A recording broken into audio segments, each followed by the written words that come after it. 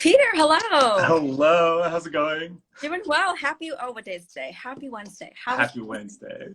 It's going well. It's like gloomy here in Chicago, but it's the kind of weather that the holidays just beg for, So we're it? feeling good on a two-show day.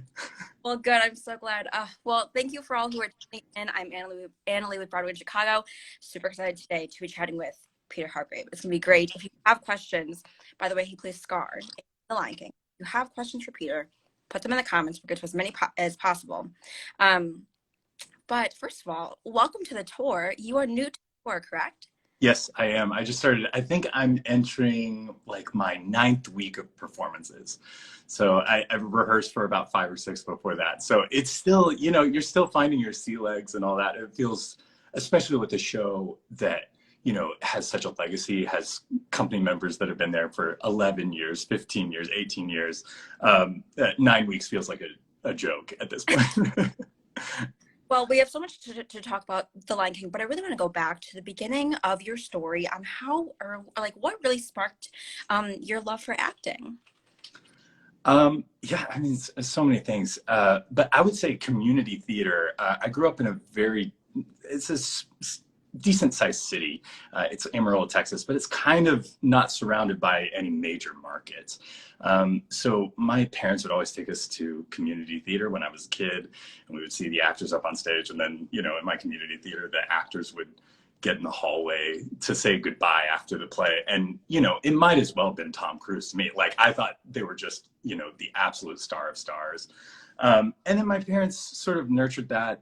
They knew I had an interest in it. So any time we would go on vacation or something like that, we would always, find a baseball stadium to go to, and we'd find a theatrical event to go to. So it's just always been a major part of my interest. And then in middle school, I signed up for the community theater and didn't do sports for a year, which in Texas, when you don't play football, it's big news.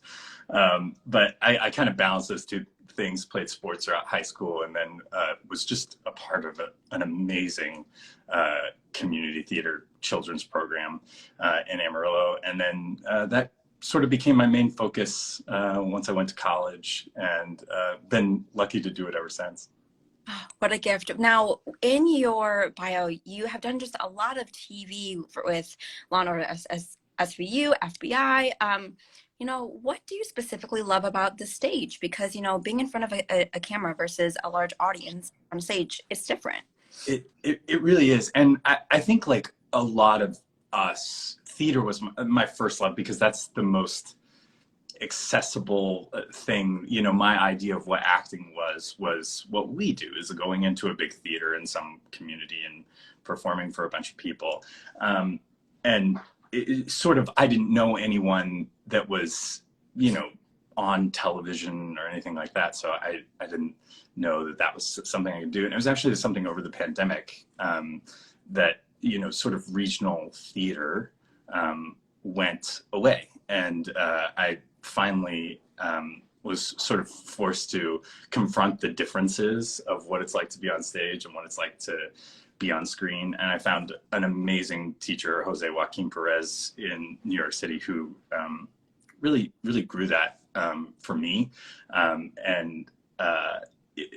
We had so much of an opportunity to self-tape over the pandemic because we couldn't go into offices, and that really taught me how to learn, okay, this is what I look like on screen.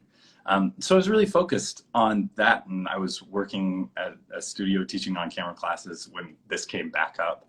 It's the first show that I've done, post the pause, and to get back on stage is just amazing. It's so, and to be in this show specifically, which is such a spectacle, which is just overwhelming your senses in the immediate, and to get that community with our audience, it's second to none.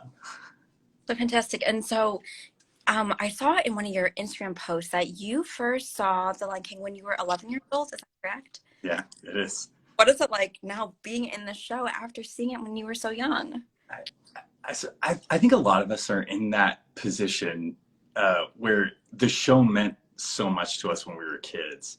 And I have these distinct visual images of me being 11 and sitting next to my dad, and what it was like to see different animals or see different parts of the show. And those things are still in my brain. And it's sort of funny because I get to stand off stage for Circle of Life every day, and it still hits me the same way. I feel like I'm that little kid, to just hear gasps of audience members, or sort of just like the overwhelming joy that comes along with seeing this show. You sort of just click right back into it. And I think that's why, our cast just has so much fun together, is because we've sort of come into this full circle moment where a lot of us saw it when we were kids. It's one of these shows that got us into theater in the first place. And now to get to be a part of it, for me, it's 21 years later, and the fact that it's still around to give us a job and to spread so much joy is such a gift. So you play Scar. Tell me, do you like playing the villain? So I play a lot of villains, and which is, I guess, surprising to my castmates, because they're always like, "Oh, you're such a nice guy," and I do like playing the villain. I guess like a bit of backstory on me is both my parents are marriage therapists, and so so much a part of the language growing up just naturally was, when we're acting out of integrity with ourselves, or if someone else is hurting us, sort of the wiring in our brain goes, okay, what messages am I getting that's making me feel a certain negative way about this, or act out of my own integrity, or making them act out of their integrity. And to be honest with you, it took me a long time to sort of make those connections in acting, because they always say never judge your character. But I always think, yeah, but Scar's a bad dude, he kills his brother. But I think in figuring out where his pain is, that classic line of like, hurt people hurt people. And I think that's what's fun about villains, is to sort of look inside yourself and go, okay, this is where I felt a similar pain in my life. And he chooses to act this way, which is further than I would go, certainly. But I've experienced this kind of sadness. And I think that's such a special relationship between Mufasa and Scar. Mufasa is a caring brother who lets Scar stick around. Mufasa's a good guy, but at the same time, Scar just says, like, I don't feel like I got loved in the right way. And we have to take him at his word there, which I think makes the play super interesting. And he has a great Disney villain song, and that's just, it never gets old to sing every night. So when you were in the process of developing the Lion King being really known for just the beautiful costumes and the puppetry, was there, I suspect there was a bit of a learning curve with figuring out with your mask and the puppets. Correct me if I'm wrong, but tell me a little bit about just that learning process. Yeah, of course. Everyone has like a distinctly wonderful challenge in our show to learn how to operate some sort of puppet, or some, we have people walking on stilts. We have people, carrying costumes that are 10 feet above their head, and learning how to operate all these different things. So it's a learning curve for all of us. My personal journey is my mask, has a mechanism where it comes off and on my head, and can also flip up and down, which is all remote controlled in my hand. So I wear these motors on the side of my legs that sort of control everything that are under my costume. Whenever I want the mask to come out, I just hit a button in my hand to make it go everything. And it's one of those things, when I was watching the show, I thought, oh, it must be weighted some way to where the guy throws his head and, the mechanism works. It's worked by body weight, which I think is a great compliment to the costume and puppet design. And a lot of people think that's how it works, but it's actually in your hand. So learning how to marry those two things together, right? Learning how to, Julie Taymor, our director, calls that the humanimal. Like, when is the person being, sort of this animal instinct person? When is this person being like a fully human person. So it's a huge part of it. Like I say, the rehearsal process is a little bit longer for us for that very reason. Whereas you'd probably get thrown into a show in about 3 weeks. Without it, they give us about 5 or 6 to sort of learn how to operate those things.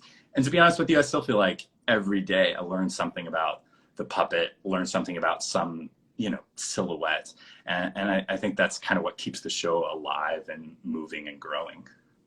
Absolutely. Now, is this your tour debut?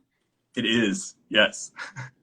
So being on the road, what do you like about it? What do you not like about it? It's hard to find things that are not. I mean, truly, this is a big dream for me. And so, of course, there are things. My wife lives and works in New York, and she's my best friend in the whole world. So, like, of course, I wish there were times where we could just be together all the time. But just the advantage of the adventure. I've only been to 5 cities so far, and 3 of which I'd never been to before in my life. So Chicago being one of them. So just getting to experience a city, experience community, see all these gorgeous theaters that we get to go perform in, and then outside of it, learn what the local cuisine is, and eat too much deep dish pizza. I mean, that has been like a big part of all the adventures so far. So I just really adore it. And to me, like I said, that's one of the things that is full circle for me. Is this is my experience growing up in theater, was going to these local theater houses and seeing whatever show was in town. To be a part of that is a great privilege and lots of fun. Absolutely. So I think I saw on your Instagram, you recently celebrated your 8-year marriage anniversary. Yeah, we've progressed. We're at 9 now. Oh my gosh, 9. Congratulations. Thank you so much. Do you have advice for fellow actors, who might also be going on a tour for the first time and balancing a long distance relationship? Sure, that's such a great question. My wife and I have a great advantage in that we've grown up together. We've been together for so long. And so we've seen so many different chapters of who we are. And that was one of our favorite pieces of marriage advice before we got married. Was the guy said, my wife has been married to 5 different men and they've all been me. And I think that is such an exciting thing of being with one person and seeing the different evolutions of them. And then the things that stay the same. Right.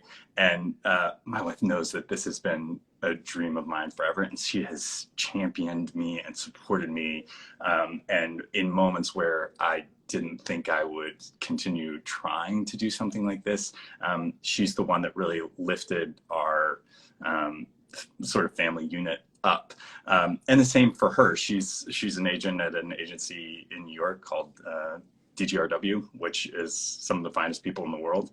And that's a dream that she had halfway through our marriage. She started as a performer, and then she decided she wanted to be an agent. And which is, such a ambitious leap. And we just learned how to love each other in our highs and learn to love each other in our lows. And I think when you're that focused on sort of your partner's happiness, it provides a lot of mutual joy for the both of us. So that's what I just say. Just like support each other, let each other grow, and in all the wonderful ways that you will grow, as we're all supposed to grow throughout our lives, and then just enjoy the ride, and hold on to the good days when they're good days. And it looks like, based on the comments that working, you have a great support system and a lot of people who are cheering you two on.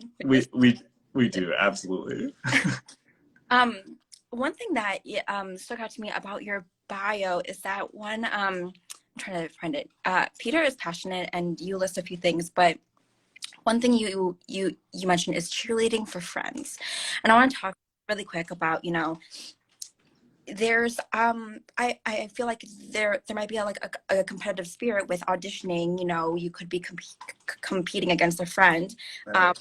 Dealing with maybe feelings of jealousy at times, maybe not, but just how talk to us a little bit about being that cheerleader for your friends, and dealing with mixed emotions. It's definitely something that we all have to sort of rationalize. And I've been thinking a lot about this because I get to see a lot of people's careers develop. And sort of my unscientific opinion is that if nothing happens for you in the first like 2 to 3 years out of school, you end up having it happen about 7 to 10 years later. There's a real gap between those of us that start a career really early and those of us that sort of arrive at a moment 10 years later. I came up with a lot of people that didn't hit a national tour or a Broadway show or big TV show right out of school.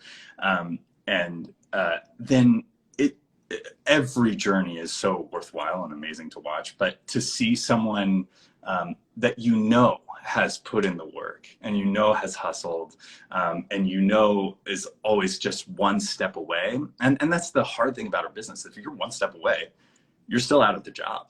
You're unemployed, and you always have these friends that are just one step away and one step away and one step away, and then to see somebody like that get a moment, you just think, well, that's great for all of us, because if this person can do it, then that means it's coming for me too.